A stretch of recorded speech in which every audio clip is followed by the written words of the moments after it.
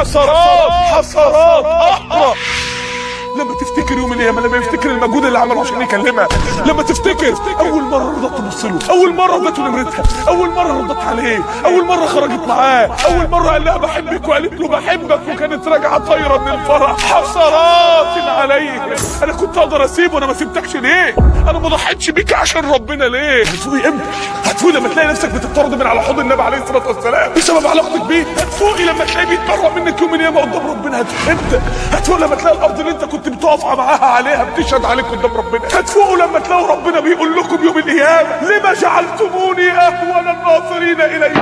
هتفوق امتى؟ هتفوق وانت بتموت ساعه سكرات الموت في اخر 5 دقايق في عمرك، وانت بتفتكر شريط حياتك وندمان على العمر اللي ضيعته في معصيه الله معاه. حتى لو اتجوزتها بعد كده كل لحظه قضيتها معاه في علاقه محرمه كلها محسوب عليك وتحسب عليها.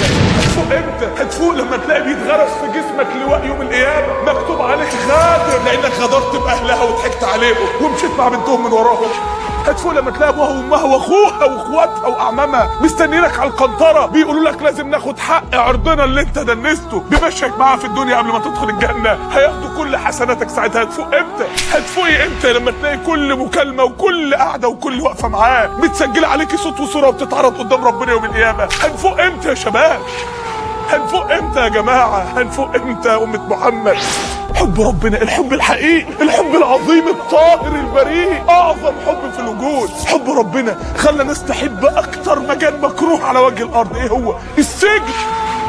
ابن تيميه لما سجنوه في القلعه قال لهم لو اعطيتكم من هذه القلعه ذهب ما كافاتكم على ما فعلتموه. ليه؟ خلوني في خلوه مع حبيبي، قربوني وبردوا شوقي الى الله سبحانه وتعالى. كفى بالله حبيبا. انت عايز حد يحبك ليه؟ عايز حد يحبك ليه؟ كفى بالله حبيبا. مالي ومال الاغنياء وانت يا رب الغني ولا يحد غناك. مالي ومال الاقوياء وأنت يا ربي عظيم الشان ما أقواك. إني أويت لكل مأوى في الحياة فما رأيت أعز من مأواك، ما رأيت أحب من مأواك. حب ربنا خلى ناس تعمل إيه؟ حب ربنا خلى ناس تضحي بعمرها كله. أحد السلف لما ضحى بعمره كله في عبادة ربنا وهو بيموت بيقول إني عطشان لم أروى من حب ربي، إني جوعان لم أشبع من حب ربي.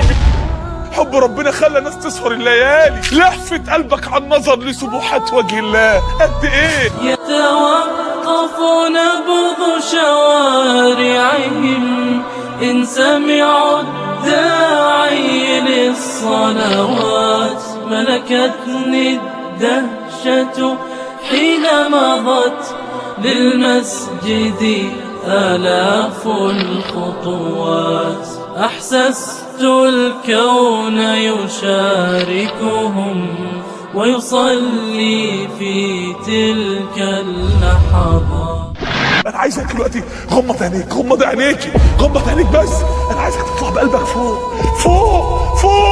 وصلت لعرش ربنا. شايف ايه؟ شايف الملائكه وهي بتطوف. طب خلي قلبك فوق. شايف ايه تاني؟ شايف البيت المعمور والملائكه بتعمل ايه حواليه؟ بتطوف. لهفه رهيبه. خلي قلبك فوق.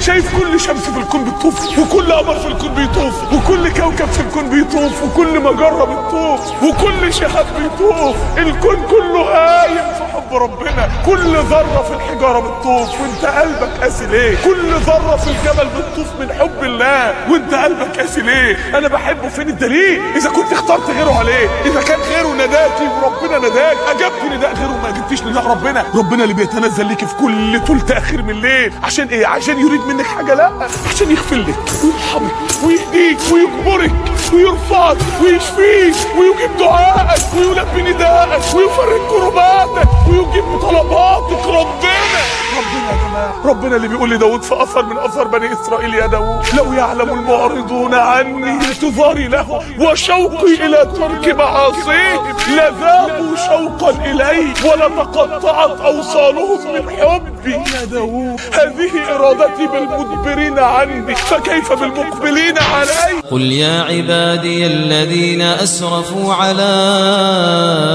انفسهم لا تقنطوا من رحمة الله إن الله يغفر الذنوب جميعا إنه هو الغفور الرحيم وأنيبوا إلى ربكم وأسلموا له من قبل أن يأتيكم العذاب ثم لا تنصرون واتبعوا أحسن ما أنزل إليكم من ربكم من قبل أن يأتيكم العذاب بغتة وأنتم لا تشعرون أن تقول نفس يا حسرة على ما فرطت في جنب الله وإن كنت لمن الساخرين أو تقول لو أن الله هداني لكنت من المتقين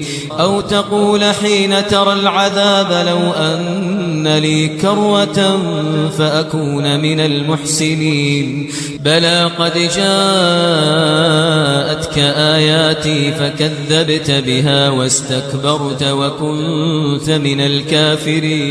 اقبلي وشوف هيعمل لك ايه، اقبل وشوف هيحبك قد ايه.